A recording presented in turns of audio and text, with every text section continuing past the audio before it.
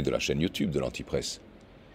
Nous sommes le vendredi 20 juin 2025 et nous commençons le briefing de la 499e édition et donc de la 499e semaine de l'Antipresse. Nous sommes donc à moins une semaine seulement de la 500e édition, bientôt 10 ans. Et comme les abonnés à la revue de l'Antipresse, ceux qui reçoivent l'Antipresse le dimanche matin dans leur courrier électronique, le savent, nous préparons une édition spéciale où nous donnerons la parole justement à nos lecteurs fidèles, à nos abonnés. Et je vous rappelle, si vous êtes abonné à l'Antipresse, je ne parle pas de la chaîne YouTube, mais bien de la revue, je vous rappelle que vous avez encore une journée, donc le samedi 21, pour nous envoyer, si vous le souhaitez, votre message, votre retour sur le compagnonnage que vous avez eu avec l'Antipresse. Mais vous connaissez ces choses-là, puisque si vous êtes abonné, de nouveau, vous avez reçu un message spécifique de moi pour vous en parler par votre mail. Donc je referme cette parenthèse et je rappelle, malgré tout, il faut le faire parce que la confusion est toujours présente. Je rappelle que ce que vous voyez maintenant, peut-être en direct, peut-être non. En direct, il y a toujours 1000 personnes, 1200, je ne sais plus, qui sont là, qui nous suivent, quelquefois plus, mais surtout en différé. Mais enfin, si vous voyez ce briefing, qui est toujours fait en direct, malgré les difficultés techniques que ça peut poser, eh bien, ce briefing, c'est uniquement l'éditorial, la mise en bouche, la présentation de ce qui est le plat de résistance que nous vous proposons, qui est la revue envoyée amoureusement à ses abonnés le dimanche matin en 4 formats, texte, EPUB, pour ceux qui lisent avec des liseuses, le PDF qui est au format d'un véritable cahier, donc qui est imprimable, et puis, si vous le souhaitez, le format audio, puisque tous les articles de fond, comme vous le savez, sont enregistrés, et non pas, comme me l'a demandé une collègue, ils ne sont pas enregistrés par une voix artificielle, par une intelligence artificielle, ces articles sont enregistrés avec un micro et un enregistreur toutes les semaines par votre serviteur, par moi-même. Donc il n'est pas question d'utiliser de tomates hors sol, ni de voix synthétique dans l'Antipresse. J'en viens donc maintenant à notre sujet. Notre sujet de la semaine, il est très simple, humanité. Nous sommes frappés, et en particulier depuis l'année 2020, par des vagues successives de déshumanité. Ça ne date pas d'hier, ça ne date pas de 5 ans. Mais vous voyez, ceux qui n'étaient que les spectateurs de la déshumanisation, mais dans d'autres zones géographiques, sous d'autres régimes au XXe siècle, eh bien, ont pu avoir, même en Europe de l'Ouest, même dans l'Amérique du Nord, là où on croyait encore vivre dans des sociétés de liberté, fondées sur des relations humaines, sur des droits humains. D'ailleurs, ce qui est extraordinaire, c'est que depuis quelques années, vous entendez de moins en moins parler des droits humains. Eh bien, ceux qui croyaient vivre dans une société, au fond, à visage humain, ont pu voir qu'il suffisait d'un tout petit déclic, parce qu'au fond, c'était un tout petit déclic, cette pandystopie qui était plus dystopie que pandémie. Il suffisait un tout petit déclic pour que la façade d'humanité s'effiloche et qu'un visage mécanique, cybernétique, inhumain de cette société apparaisse derrière, pour vous contraindre à rester chez vous, même si vous êtes déprimé, même si vous êtes enfermé avec des personnes contaminées, pour vous interdire d'aller vous aérer dans les forêts au moment où il y a une maladie, une pandémie, soi-disant, qui attaque les poumons, pour vous interdire d'aller sur les plages, pour vous interdire de voir le ciel bleu.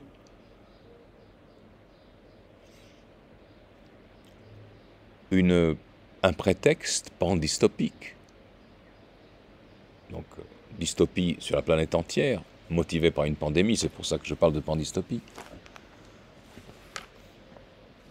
Un prétexte donc qui a suffi pour vous interdire d'enterrer vos parents et vos grands-parents.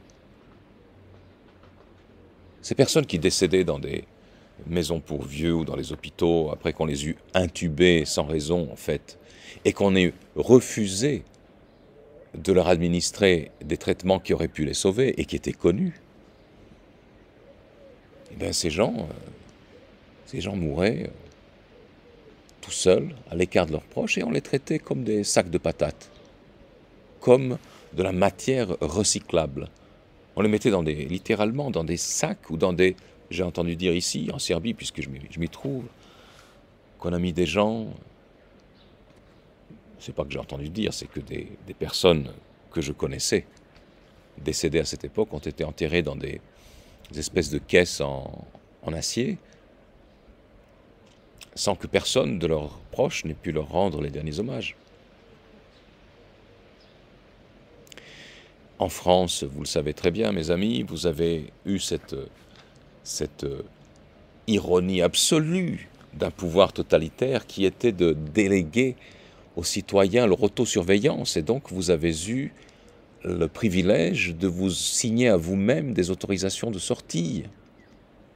Dans ce même pays, ici où je me trouve, la Serbie, qui était autrefois la Yougoslavie, et dont le monde dit libre a énormément apprécié, vanté et adoré en fait le dictateur qui s'appelait Tito.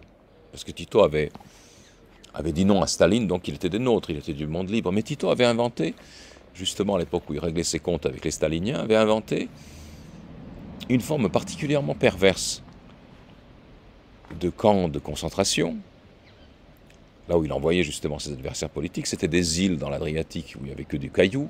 Ces gens allaient casser du caillou dans des îles arides, mais ils étaient leurs propres gardiens. Il suffisait d'un tout petit équipage de gardiens, de matons, de soldats, pour garder des centaines de détenus. Parce qu'ils étaient employés, ils étaient dressés à se surveiller, à se dénoncer et à se punir eux-mêmes.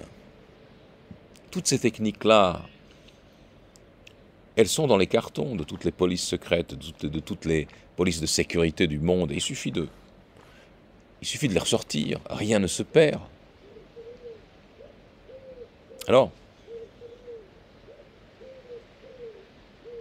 si je vous parle de ça, c'est que, et si j'ai placé cette causerie avec vous sous l'emblème de l'humanité, qui en français s'entend de deux manières, c'est l'espèce humaine d'un côté, et c'est aussi le fait d'être humain.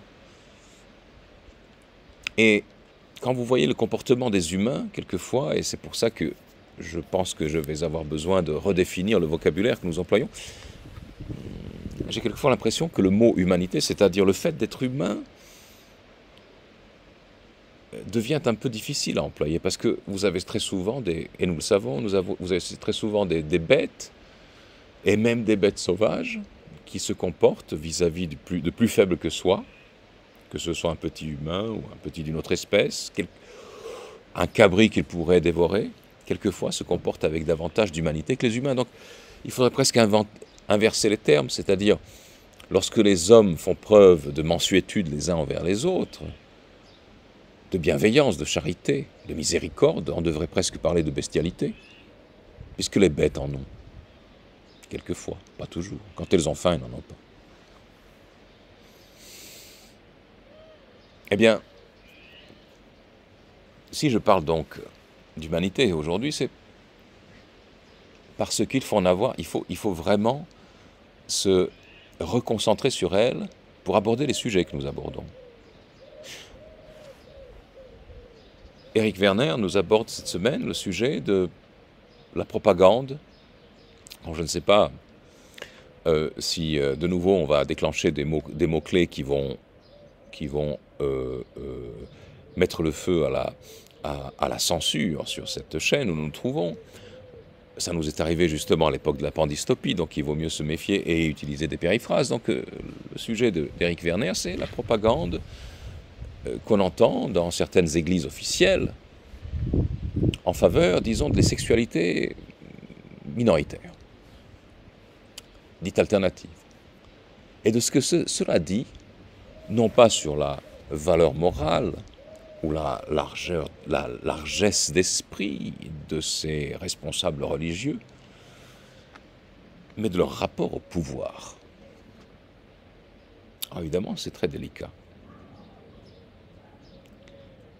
On a quand même ce soupçon que Éric Werner, étant philosophe et sachant peser ses mots, ce soupçon que Éric Werner sait très bien formuler sans aller trop loin, que tout ça est une vaste mascarade servant simplement à aligner les responsables spirituels, médiatiques, sociaux, sur ce qu'ils savent être l'axe du vent, c'est-à-dire le cap que vise le pouvoir. Ça, c'est une chose. Une autre chose que nous traitons dans ce numéro, et ça c'est moi, et c'est évidemment, c'est inévitable, c'est le message que, les enseignements que nous pouvons retirer eh bien, de cette épouvantable guerre qui a lieu maintenant entre Israël et l'Iran. Et l'enseignement, il oscille entre l'horreur, la peur, puisque ça peut à tout moment dégénérer en guerre régionale, voire en guerre mondiale, la dérision, parce qu'en même temps, il y a des comportements qu'on ne peut même pas s'expliquer, le mépris, j'entre pas dans le détail, et le sentiment d'une sorte d'engrenage mécanique. C'est le sentiment que j'ai lorsque on me presse, ou que je me presse moi-même de prendre parti. À ça, je vais y revenir. Et puis une autre chose, qui pour moi, personnellement, est importante aujourd'hui, c'est que, voilà, si je me trouve aujourd'hui en Serbie, c'est que c'est l'anniversaire, aujourd'hui, le 20 juin, eh bien, du décès de mon père. J'ai perdu mon père, Milenko Slobodan Despot, il y a une année, le 20 juin. Et je suis venu simplement pour être aux côtés de ma mère au moment de l'année de sa dormition. Et évidemment, quand vous passez, il est bon de passer un peu de temps dans les cimetières. Il est aussi bon, vous pouvez me prendre pour un dingue, il est aussi bon de parler à ces défunts. Et j'ai l'impression d'avoir parlé davantage, peut-être pas en volume de mots, mais avec plus de cœur avec mon père depuis qu'il n'est plus de ce monde que je ne l'ai jamais fait auparavant. J'ai l'impression qu'il était aussi plus présent, qu'il ne l'a été pratiquement depuis mon enfance. Et ça donne des leçons sur la vie et sur l'humanité. Alors, vous voyez, une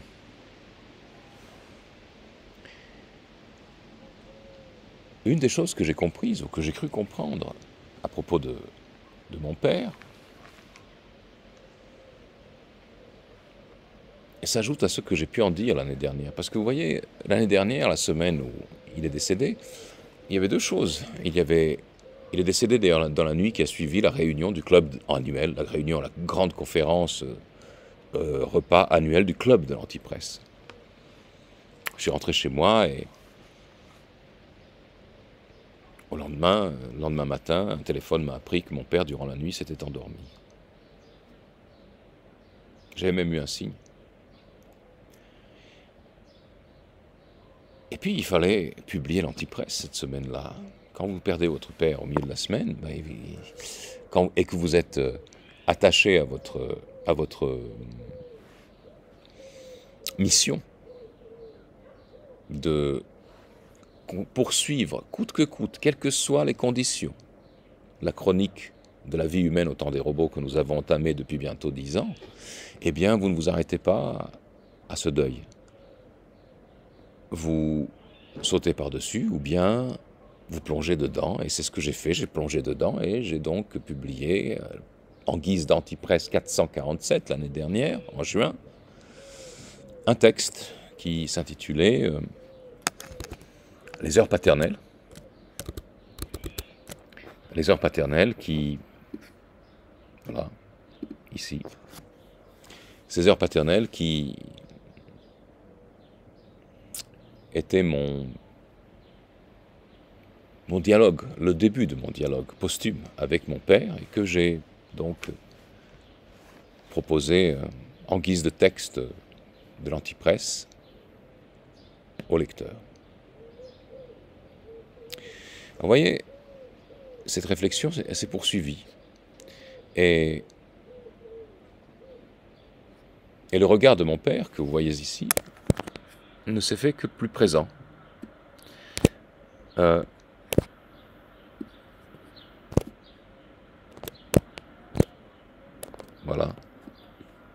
Il ne s'est fait que plus présent à mes côtés. Papa. Il a éclairé ma route. Et une chose que j'ai comprise, en revenant sur son parcours, que j'ai esquissé dans ce texte, qui est un parcours assez peu typique. C'était un homme qui était sportif d'élite, qui a pu sortir donc de la Yougoslavie communiste avant tout le monde, pour aller faire des compétitions internationales, qui a traversé ensuite l'Europe en autostop, de nouveau à une époque où personne ne pouvait sortir de son pays.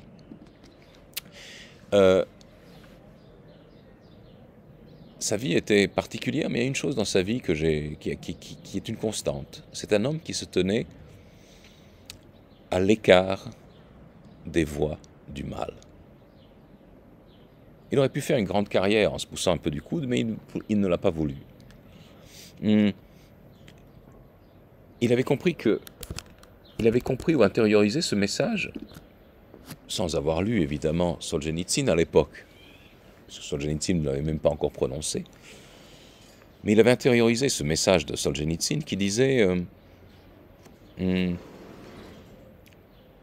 ne peut pas combattre le mal dans ce monde héroïquement, de front. Pas tout le monde n'a pas cette vocation, mais tout le monde peut dire « le mal ne passera pas par moi ». Et c'est ainsi que mon père a vécu. Le mal ne passait pas par lui. Alors c'est quelquefois ennuyeux, c'est quelquefois un peu décevant. Vous avez l'impression que vous avez à vos côtés quelqu'un qui manque d'ambition, qui ne veut pas s'affirmer, qui reste en retrait. Vous avez l'impression de vivre avec un Bartleby. Vous savez, l'une des particularités de l'Antipresse, c'est que nous avons toujours des analogies avec la grande littérature. Alors Bartleby, c'est évidemment cet extraordinaire personnage de la nouvelle de Herman Melville, un des personnages les plus mystérieux de la littérature. Un employé de bureau, qui fait son travail, mais qui, à un moment donné, met les pieds au mur. On ne sait pas pourquoi. On lui demande de faire quelque chose et il dit « je ne préfère pas ». Et on n'arrive pas à le persuader de reculer. Il est têtu comme une mule. On peut le licencier, on peut l'expulser, on peut le battre. Il continuera de dire « d'accord, mais je préfère pas ». Eh bien, les gens qui, par exemple, sous la contrainte violente ou la contrainte psychologique, la contrainte cinétique ou psychologique d'un régime totalitaire, les gens qui étaient des Bartleby, c'était le sel de la terre. Les non-ambitieux étaient le sel de la terre. On ne sait pas pourquoi. Il y a ainsi quelquefois ça confine à la sainteté. Il y a ce qu'on appelle dans la tradition orthodoxe les folles en Christ. Ce sont des personnages qui, dans un contexte social, se comportent presque comme des idiots. Mais en fait, ils ne sont pas idiots, ils ne veulent pas participer au carnaval du mal. Vous avez un personnage comme ça, par exemple, dans cet extraordinaire film de Tarkovsky, Andrei Roubliov, une jeune fille qui ne dit rien dans tout le film, mais qui est l'un des personnages les plus présents. Non pas simplement de ce film, mais de tout le cinéma. On l'appelle Durochka, on l'appelle donc petite idiote. Mais en fait, la petite idiote, c'est une sainte. Je ne dis pas que mon père était un saint, de loin pas. Mais il y a un début, vous savez, il ne faut pas employer des grands mots. Il y a dans le comportement de ces gens qui se tiennent à l'écart du mal, out of harm's swift way. Je le dis en anglais parce que c'est une belle expression et qu'en plus il y a une très très belle chanson qui a été faite sur ce thème, se tenir à l'écart du mal. Out of harm's swift way, de Townes Van Zandt, chanteur et poète folk américain. Vous avez l'impression, quand vous voyez ces gens qui se tiennent à l'écart du mal, que l'air autour d'eux est agité par les ailes des anges. Pour ne pas en dire plus. Et je me rends compte aussi que cette présence discrète dont j'ai bénéficié pendant les 58 premières années de ma vie m'a aussi, malgré toutes mes penchants, tous mes partis pris, m'a quand même inspiré ce que j'appelle mon pas de côté. Ne jamais s'impliquer comme un idiot dans une cause, dans des convictions, parce que non seulement ça vous fait abdiquer votre raison, mais c'est bien pire, ça vous fait abdiquer votre humanité. Quand vous êtes l'apôtre d'une cause politique, eh bien, vous allez accepter que l'apôtre d'une autre cause, ou simplement le sujet de quelqu'un qui n'est pas de votre camp, le sujet du camp d'en face, n'est plus un humain. Vous voyez, je me suis refait cette réflexion ce matin à l'aéroport. Ce matin à l'aéroport, pour me rendre à Belgrade, j'ai pris l'avion, et puis j'ai vu que là d'où je partais, il y avait un avion retardé, mais qui allait partir quand même pour Tel Aviv. Alors ça m'a étonné parce qu'il m'avait semblé que l'aéroport Ben Gurion, Tel Aviv, avait été bombardé et qu'il était sous la menace des bombes. Puis après, je me suis dit, ben oui, il y avait aussi des vols vers Belgrade en 99, lorsque l'OTAN a bombardé Belgrade. Il y avait eu quelques vols, en tout cas au début. Puis il y avait aussi des vols pour Sarajevo. D'ailleurs, il y a un très beau roman de Momo Kapor, le dernier vol pour Sarajevo. Et puis là, il y avait donc devant le quai d'embarquement, il y avait les passagers de ce vol qui étaient des juifs orthodoxes qu'on reconnaît à leurs habits. Et alors, cette semaine, je me suis livré à des analyses, mais ceux qui sont des analyses rationnelles de ce qui se passe là-bas. Et ce sont des analyses qui ne ménagent en tout cas pas l'État d'Israël, la politique qu'il mène. Et puis aussi, il y a des phénomènes karmiques, c'est-à-dire qui sème le vent, récolte la tempête, et c'est exactement ce qui est en train de se produire là-bas. Mais quand on parle de ça, on parle du pouvoir. Alors tout le monde est un petit peu partisan du pouvoir, tout le monde est un tout petit peu dans les basques du pouvoir, ou bien sous le vent du pouvoir, parce qu'on est faible, parce qu'on a besoin d'être protégé, parce qu'on n'est pas tous des héros. Même cette résistance minimale que préconise Solzhenitsyn, qui est de dire le mal ne passera pas par moi, quelquefois ça veut dire la mort pour celui qui fait le Bartleby. Allez-y sans moi, je préfère ne pas. Eh bien, peloton d'exécution, ou bien 20 ans de goulag, on ne sait pas. Eh bien, même si mes analyses rationnelles ne sont pas affectées par un parti pris, disons, émotif, pro-israélien, je voyais ces gens qui étaient suspendus à leur téléphone parce qu'ils appelaient des proches, parce que probablement ils ne savaient pas ce qui les attend là-bas. Et je me disais, quoi qu'il puisse être, peut-être que l'un ou l'autre de ces gens va aller endosser un uniforme et aller tuer des Palestiniens à Gaza. Ensuite, j'en sais rien. Mais pour le moment, là où je les vois, ce sont des gens comme moi.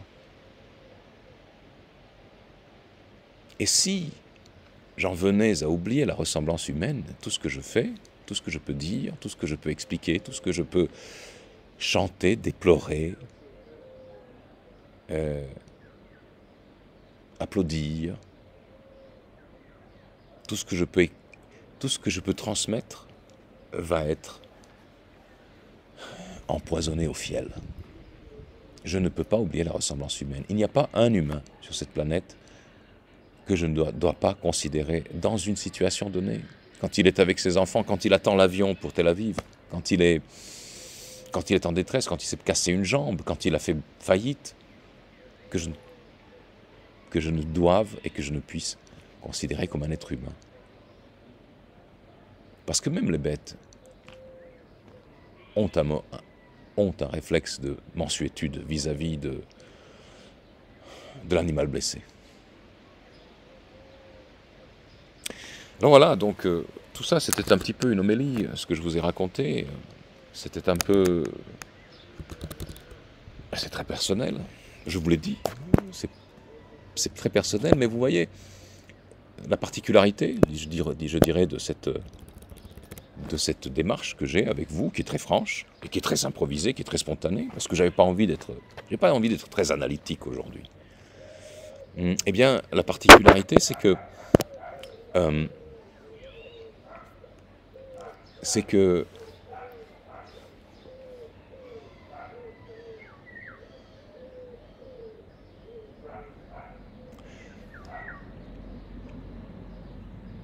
comment vous dire ça? C'est que ce que nous cherchons, voilà, moi je fais de l'information, j'écris des analyses, j'écris des chroniques de la vie humaine, j'écris des romans aussi. Ma vie entière s'est passée dans le témoignage. Mais ce que nous cherchons dans le témoignage des autres, c'est moins l'information que la vérification de notre lien humain. Et si je vous raconte tout ça, c'est pas pour vous dire que maintenant on va faire vous allez trouver dans l'Antipresse 499 de ce dimanche un bouquet d'émotions personnelles de nos collaborateurs qui sont horrifiés par l'inhumanité de ce monde. Je vous ai parlé de la déshumanité. Oui, elle est horrible, mais nous la voyons, nous l'analysons froidement. Mais il est bon de temps en temps, et je pense que tous ces commentateurs que vous entendez, soit dans les médias de grand chemin, soit dans ce qu'on appelle les altermédias, et qui, avec une mine extrêmement composée, une mine extrêmement virile et presque un petit peu raide, un peu martial, vous font leurs analyses. Évidemment, ça part d'une bonne intention, c'est que on essaye autant que possible de se détacher du sujet, mais vous savez très bien, et ils savent aussi, et je le sais, que tout ce qu'ils vont dire est entièrement imbibé de part en part par leur expérience, leurs attentes, leurs sentiments, leur vécu du jour, mais aussi la somme de tout leur vécu jusqu'à l'instant où ils vous parlent. Et il est très rare qu'ils se livrent là-dessus. Quelquefois, ça arrive. Sur la tombe de mon père, aujourd'hui, j'ai repensé, vous voyez, à une personne qui avait fait partie de ma famille, une tante par alliance, qui était extrêmement antipathique. C'était une personne qu'on n'aimait pas beaucoup, qui ne nous aimait pas non plus beaucoup.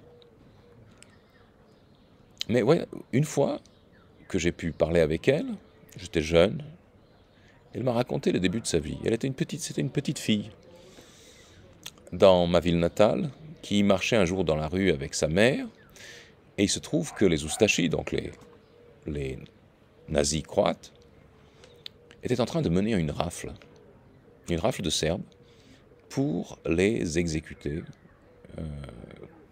pour les envoyer au camp ou les exécuter sur place. Alors il se trouve que juste derrière ce jardin où je suis aujourd'hui, il y a un parc mémorial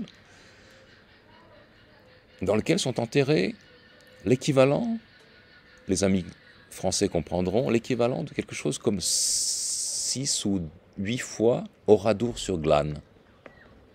Juste ma ville natale. Oradour-sur-Glane, n'est-ce pas?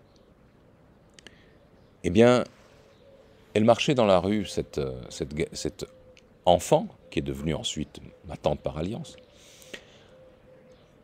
Et soudain, il ne savait pas, sa mère qui allait au marché avec elle, ne savait pas qu'il y avait une rafle. Mais il y avait là aussi des soldats allemands.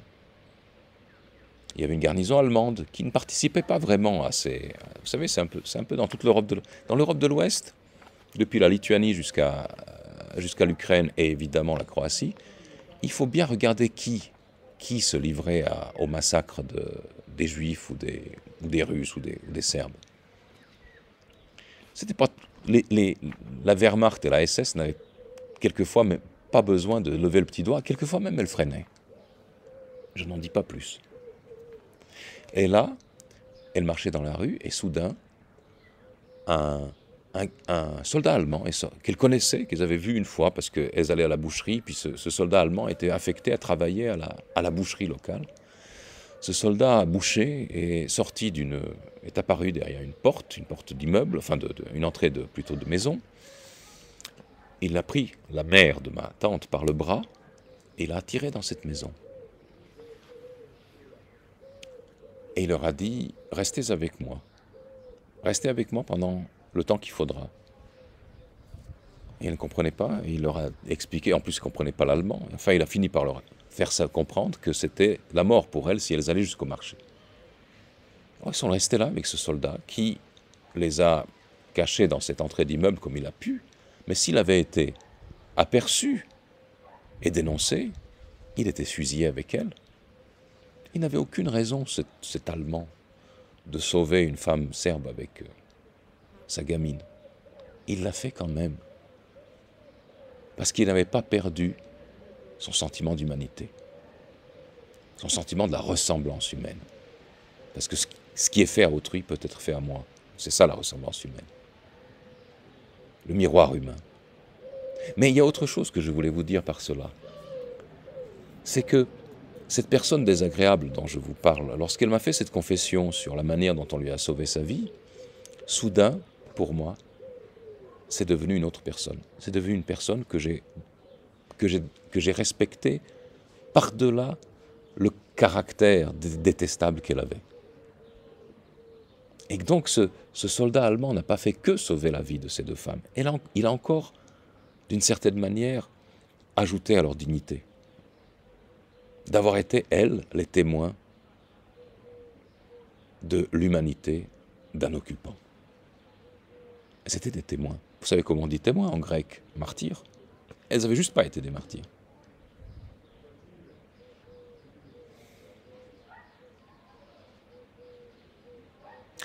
Voilà. Ça, c'est ce qui est le plus important. Entre nous, humains. Les péripéties de la vie, jusque et y compris la guerre nucléaire, ça passe après.